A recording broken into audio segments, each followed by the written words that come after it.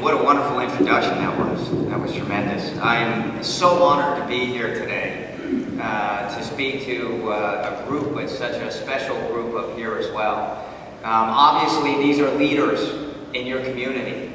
For them to achieve what they have is tremendous, but it puts them in a position of leadership, because leadership is about influencing others. And them having achieved this goal, I'm sure, is influencing a lot of people out there to aspire to achieve higher goals.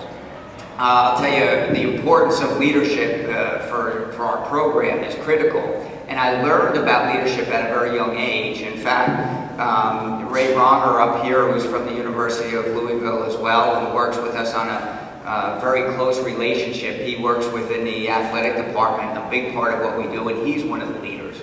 When he was young and in school, in grammar school, he told me a story recently about when he was in the cafeteria line, the lunch line.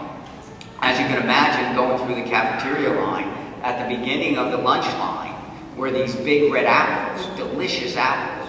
And as he was getting to start through the lunch line, on the top of the apples, one of the teachers wrote, "Pick only one, take only one, God is watching the apples." Well, Ray went through the line, he picked his apple and got his milk carton and his sandwich, and at the end of the line were these big, beautiful, delicious, freshly baked chocolate chip cookies. Well, he looked around and wrote a note and put it on top of the cookies. And the rest of the kids came through and they saw the note and it said, "Take all you want, God is watching the apples."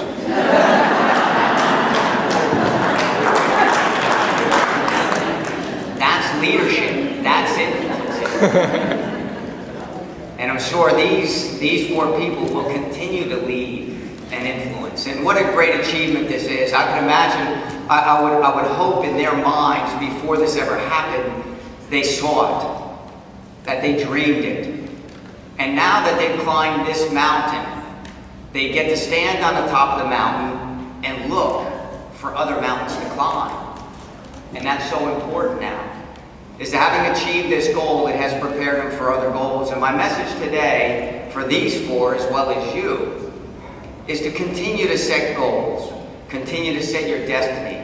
Create a vision for yourself of where you want to go and what you want to accomplish. What we know at the University of Louisville is so important for our soccer team, that we continue to set a destination for where we want to go. What we know about the most successful people in the world is they constantly are setting a vision for where they want to go. What we know is this, is our minds have the power to do two things. Our minds have the ability to remember, which is great, because we get to reflect on our decisions, whether they were good or not so good. But more powerfully, we have the ability to imagine, which is wonderful, because we can create our destiny, we can create our future before it ever happens. The message we send to our players is kind of like this. You jump in a boat in a really active river, and you push away from the shore, and you realize that in the boat there's no paddles or oars or rudders. And now your journey down the river is completely at the mercy of the river. Now, most people probably wouldn't risk so much. Most people wouldn't put them in that kind of a situation. But the reality is most people will spend more time planning their vacations than they will the destination of their lives. And for us, beginning of the season, it is really important that we set that course. We set that destination. That we know where we want to go and what we want to do. And once we do, it is so important that we write them down and put them on a piece of paper. Thinking about it is one thing. When you write down your goals and dreams and put them down on a piece of paper, they become real. You become accountable to them. And what they also do is they program your mind for that success and direction of where to go. They did this study back in 1940s in Harvard, a pretty good school, Harvard is. But for the graduating class of Harvard in the 1940s, only 3% had so clearly defined their goals that they wrote them down. Only 3%. Over 40%, they decided what they wanted to achieve but never wrote it down. And over 50% at Harvard never ever even thought about what they wanted to accomplish years later. Well, they did this study, and years later, they found out that 3% that wrote their goals down achieved more than the rest of the class put together. You see, there's a power in writing your goals down and keeping them in front of you because they program your mind for success. They allow your mind to anticipate and look for the road signs for how to get there. It's kind of like this.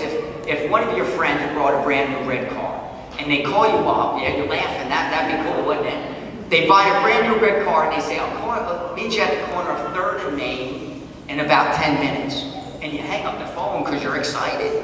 This is great, but you forget to ask them what kind of car it is. So you're standing there on the corner of 3rd and Main, and there goes a red car, but that's not theirs, and another one goes by, and that's not theirs, and another one goes by, and finally, 10 minutes goes by, and a brand new red Mustang convertible, they pull up, open the door, say jump in, and the first question they ask is, how many blue cars came by?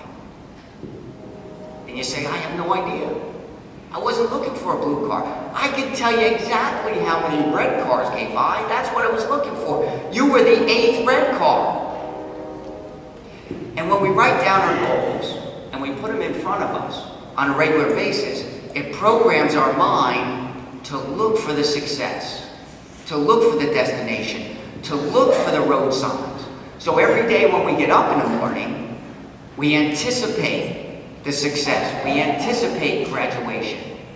We anticipate the road signs that will help us get in that direction. I'll tell you a quick story.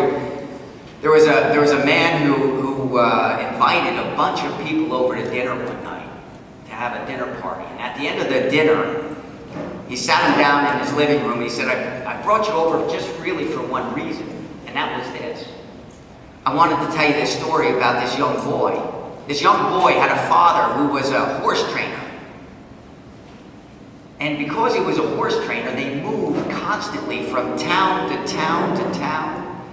And the boy's life was disrupted because of that. As you can imagine, moving from school to school, different teachers, different curriculum, different friends.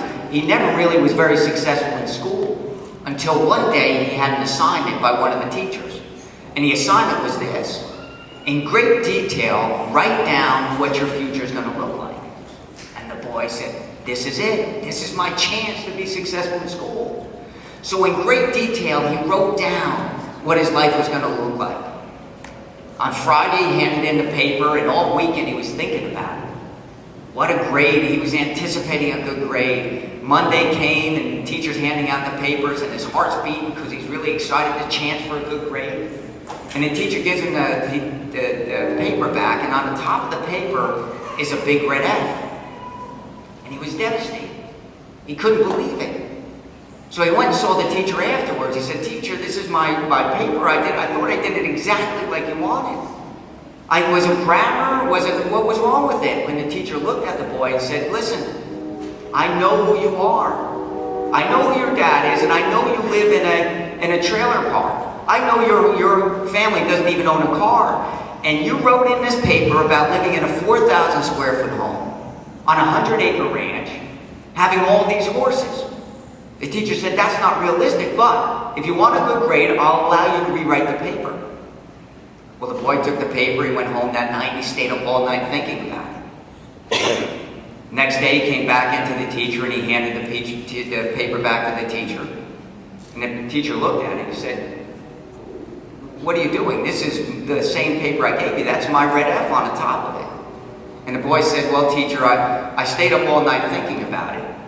And I've decided that you can keep your F, and I'm going to keep my dream. And the man told the story. He says, I tell you that story as you sit in my 4,000 square foot home, on my 100-acre ranch, surrounded by all my horses. And that paper that I wrote, if you want to see it, is framed over my fireplace. You see, there is such significant power in one setting your goals in your direction. There's even more power when you write it down and you keep it in front of you on a regular basis. The beauty of it is this, we get to decide our destiny. You today have decided your destiny. By being here and setting a dream and a goal and working towards it on a regular basis, you sit before all of these people being a leader and having accomplished something. Here, let me let you in on a little secret though. The accomplishment is not why you set the goals. For them, setting the goals of graduating today is important, but that's not why we set the goal, is to actually graduate. Here's what we do at the University of Louisville. When we set goals, we set them beyond where we are right now. That we could not, who we are right now, achieve the goals that we're setting. So the only way we can get there is that we have to change and grow and become somebody different. Our goal is to win a national championship. We know to do that we're going to have to be more disciplined, harder working, more committed, more positive attitude. And when we hold the trophy over our head, having won a national championship, the goal, the achievement, is not the payoff. You see, the payoff is who we become in the process. And for them, as they sit here today, this goal is wonderful. The achievement is great.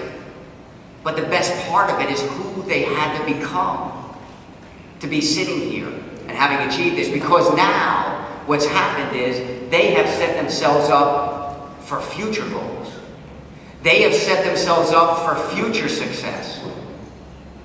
And they've created now a vision for many other people and the belief that it can happen for them as well. I give you so much credit for this achievement, and what a wonderful achievement it is. But I implore you, I encourage you, now where you sit, to set higher goals. Dream bigger. Go after more. And it should be at a place where you couldn't achieve it right now, that forces you to have to continue to grow and change. I have a couple of gifts for you. One, I have a journal for each one of you. Would you mind passing those out? The journal is important because we want them to journal their journey. As they move to their next goals and dreams, it's important. Somebody once told me the palest ink is more powerful than the best memory. It is so important that we write it down and keep that in front of us, because not only will they have it for them, but they'll have it for future generations, the wisdom. The last thing I'm going to give you is a book we wrote. Tina and I, we wrote a book called Finding Your Gifts. And this book is a story that I told my son, 15 years old now, when he was 2, as well as my daughter and my second son as well. They've asked us to continue to tell them the story. But my wife Tina, who sits in the front row, and my greatest blessing, she said to me at one point, we need to put this down in a book, if for nothing else, for our own family. Well, we put it in a form that now is being published all over. And the reason why I give it to you is the story is about you. This story is about you. It's about finding our own gifts. We are all unique and different in special ways. And sometimes when we're unique and different, we get criticized for it, maybe even ridiculed for it. But God made us special and different. And it's in our difference we find our significance. We find our value. That's where we're special. So as you continue to set lofty goals, continue to pursue your gifts, because each one of you are different. Each one of you have special gifts. Pursue those gifts. And then with the gifts that we have a responsibility to share them with others. You see, we are the greatest miracle in the world. And with that, we have the responsibility to share those gifts that we have with others. Congratulations on your achievement. And thank you so much for bringing me here today and sharing in this moment. And enjoy the book and journal it, and please let me know how it goes. All right, thank you so much.